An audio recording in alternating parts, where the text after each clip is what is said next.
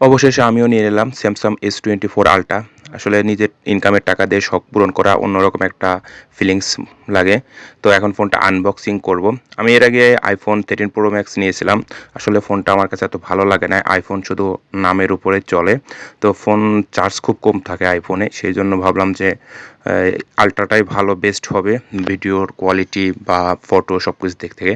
তো আমি নিয়ে নিলাম টাইটেনিয়াম কালারটা। মানে খুব সুন্দর লাগতেছিল আমার কাছে। মানে কি বলবো, একটা প্রবাসী কত টাকা মানে কত কষ্ট করে পরিশ্রম করে টাকাটা জমিয়ে একটা ফোন কিনে, সেই প্রবাসীটাই জানে আসলে এই ফোনটা কিনতে গেলে মানে একটা প্রবাসীর কত মাসের ইনকামের টাকা, তো তারাই জানে যারা প্রবাসী আছে।